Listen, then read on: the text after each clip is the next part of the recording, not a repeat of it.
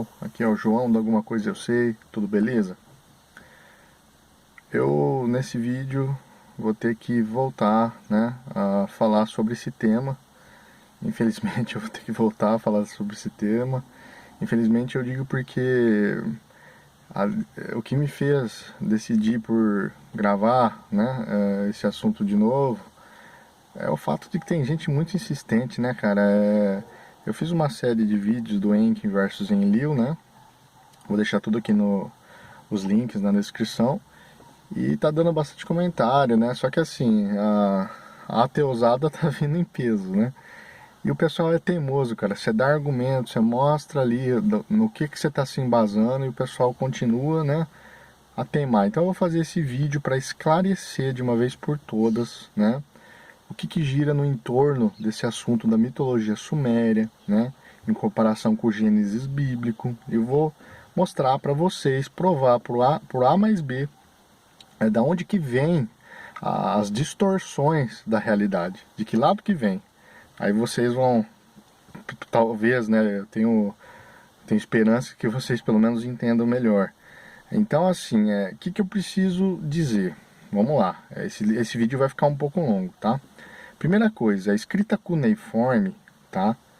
Eu estou falando a escrita dos sumérios, né? A escrita cuneiforme, ela advém das proximidades do ano 3200 a.C., né?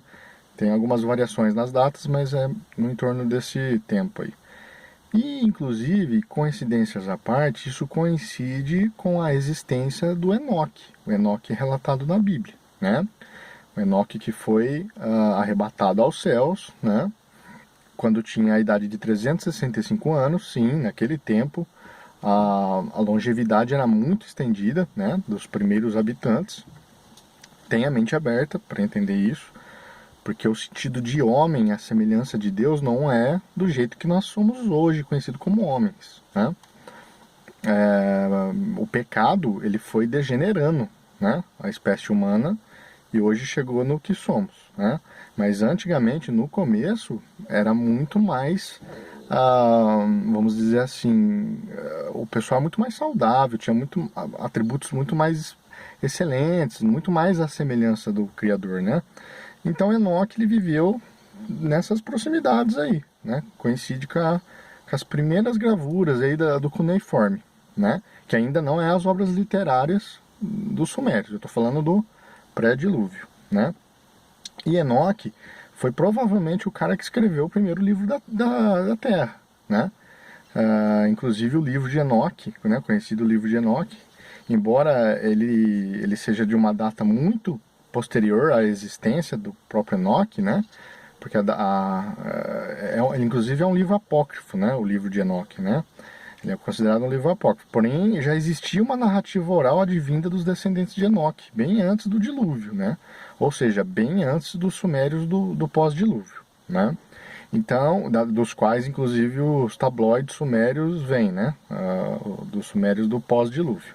Então, as primeiras literaturas cuneiformes completas encontradas, eles vêm dos sumérios, né?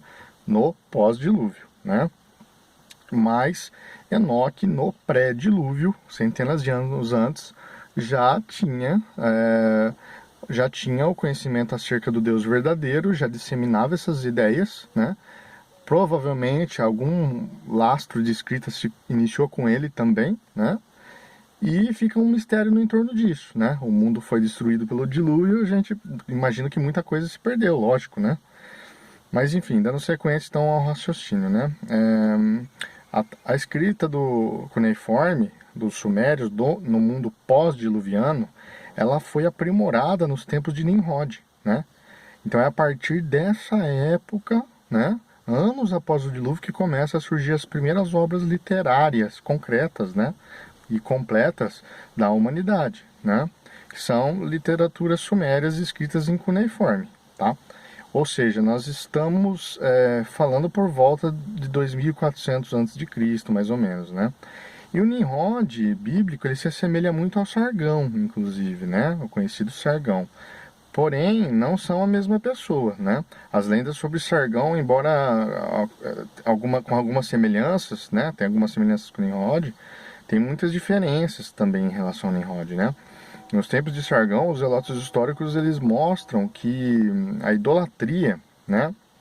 Ah, a idolatria já era bem estabelecida, né? Então, portanto, ele não pode ser o fundador desses reinos, né? E se dá, ele não pode ser o fundador desses reinos e cidades e não poderia vir antes de Nimrod, pois Sargão não é construtor de Nínive, por exemplo, né? Que era a capital do Império Assírio, capital da Assíria, né? E também não tem relação com a construção da Torre de Babel, esse Sargão, né? Então, não poderia ter vindo antes de Nimrod. Já Nimrod, sim, precede, né, Sargão. E nos dias de Sargão já haviam línguas diferentes, né, o que contraria a questão da confusão das línguas, né, após o advento de Babel na época de Nimrod, né. Então, o que pode ter acontecido é o seguinte, né, Sargão ter se espelhado nas memórias de Nimrod, né, e quem acha que Nimrod nunca existiu, né, que é a invenção bíblica, tem que me explicar o porquê que diversas micro-regiões, cidades, monumentos, né, etc., recebem o nome de Nimrod, né, em diversas localidades das proximidades do que era a antiga Babilônia, nas proximidades do atual Iraque, né. Então você tem que me explicar por que muitos nomes locativos, né, na Babilônia refletem esse nome, né, como por exemplo, ó, Birs Nimrod, né, Tel Nimrod, que é perto de Bagdá, Nimrod de Nimrod, eu falo, né?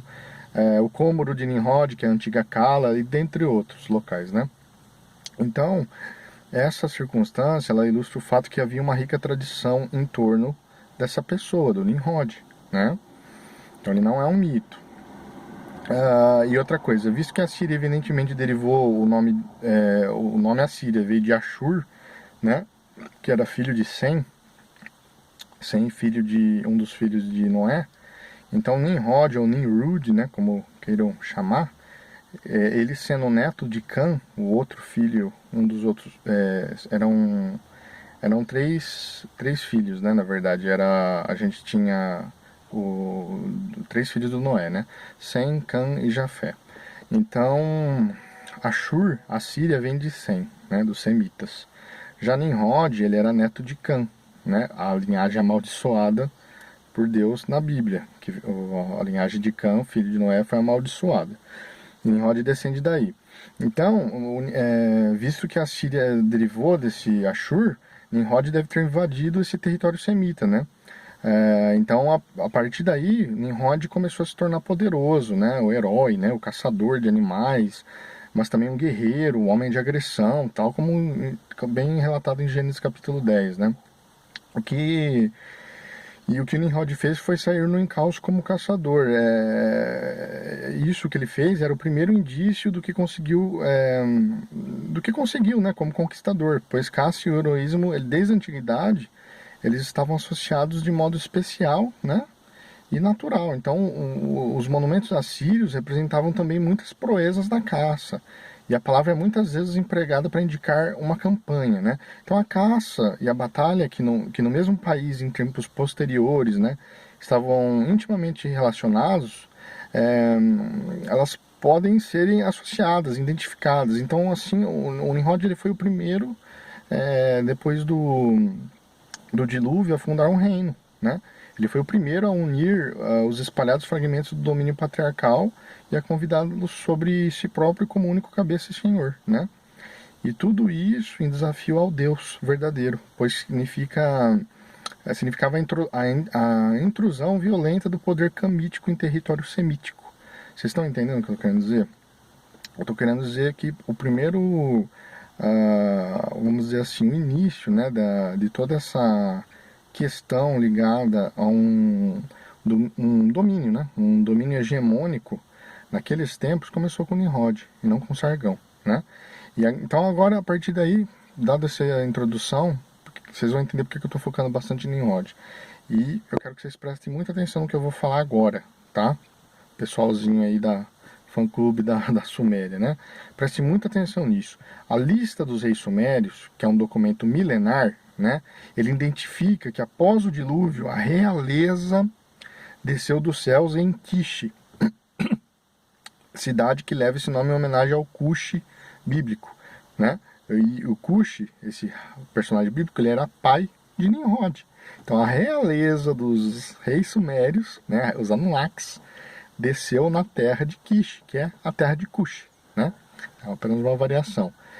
E essa terra recebe esse nome em homenagem ao pai do Nimrod. Então vai associando o que eu estou querendo chegar, né? Sabe o que isso significa?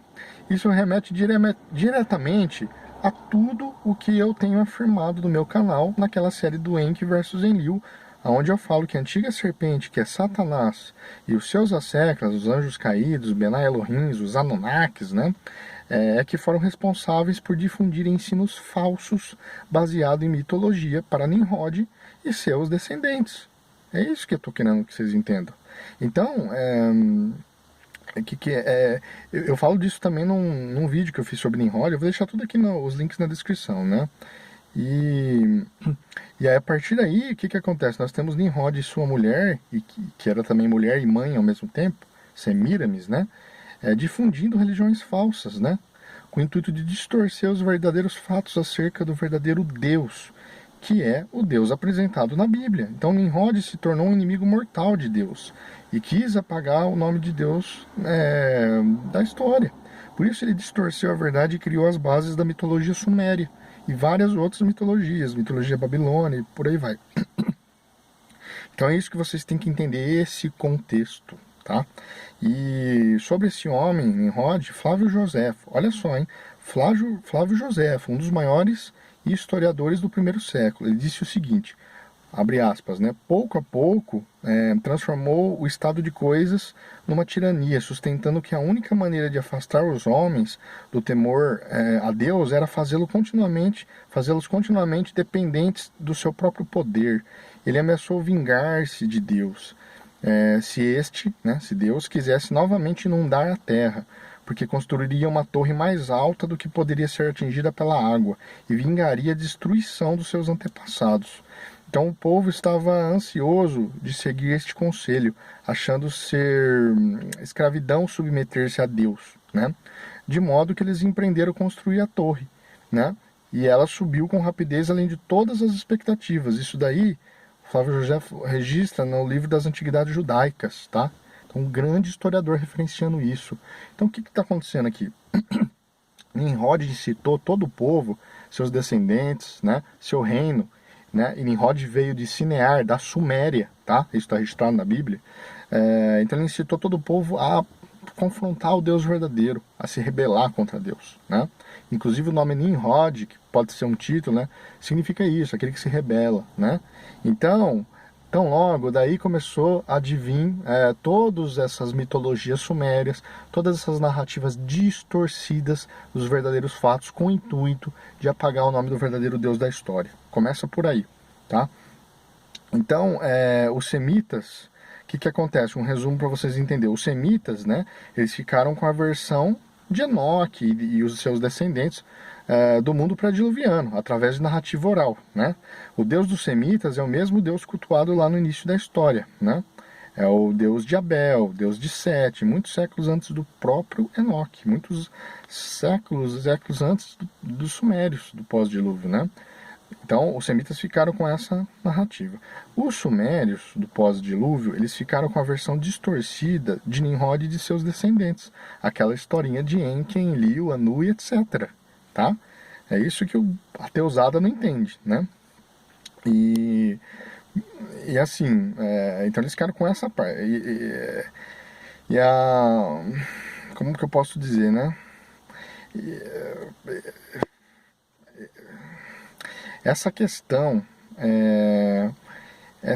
do povo semita ter escrito depois os seus registros, né, através de Moisés, a Bíblia, etc., né, a Torá, né, o Pentateuco, ela se dá por causa do seguinte, né, o povo semita ele era o povo mais atrasado, ele não entendia a escrita cuneiforme.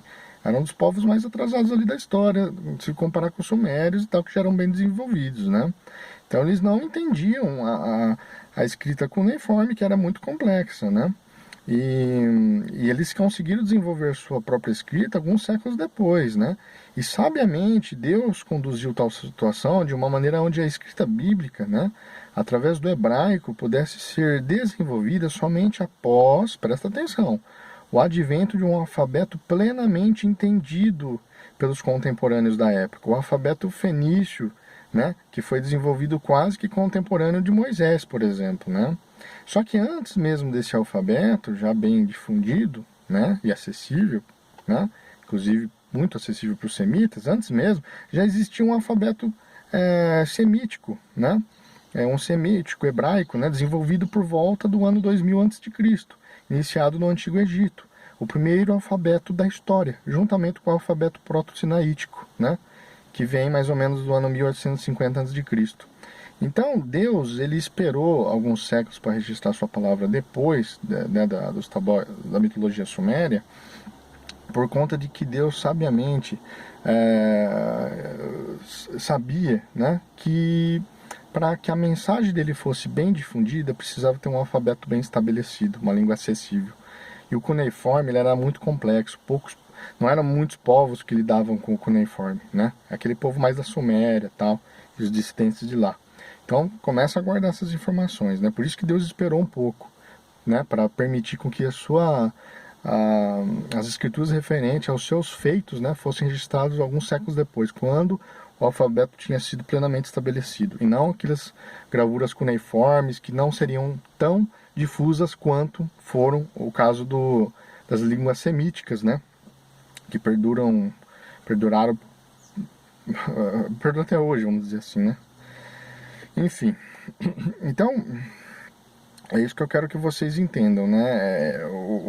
Por ser extremamente complexo, se entender a escrita cuneiforme não era de conhecimento de todos os habitantes dos estados lá, né? Muito menos de conhecimento dos semitas, né? Portanto, Moisés, nem qualquer outro semita, nem Moisés, teria plagiado as literaturas sumérias, pois eles não tinham contato com o cuneiforme, né? Eles não têm como ter plagiado isso, né? E, enfim, que mais que eu posso falar para vocês aqui, ó. Ur era a capital da Suméria, né? E os textos bíblicos apontam que Abraão saiu de lá pela fé, né? Então, para seguir ao Deus da Bíblia, ele saiu de lá. É um chamado que Deus deu, né? Isso já mostra que o Deus da Bíblia, né, o Yahvé, Yud-Rei Vav-Vê, Yud-Rei Vav-Rei, né? Javé, Jeová, isso são transliterações, né? Não é o mesmo Deus que o dos sumérios, né? Não é Enlil, não é Enki, não é Anu. Caso contrário, Abraão nem sairia da maior metrópole da Suméria, que era a cidade de Ur, a capital da Suméria, né?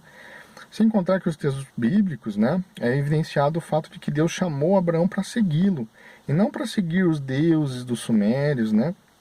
A terra de Sinear também, citada na Bíblia, do qual veio Nimrod, é a própria Suméria. Na Bíblia, a Suméria é chamada de Sinear. E mais, toda a escritura combateu fortemente as crenças, né, e costumes idólatras advindos dos babilônios, que, em suma, era no começo as mesmas crenças que as dos sumérios, né? Então, enfim, e os babilônios eles criam no mesmo conjunto de divindades, né? Uma das únicas diferenças é que Marduk, filho de Enki na mitologia babilônia, é que passou a ser ter um protagonismo, né? E não Enki, como na Suméria, né? Inclusive, muitos especialistas afirmam que Marduk é um deus inventado pelos babilônios, né? Para representar a memória ancestral de Nimrod.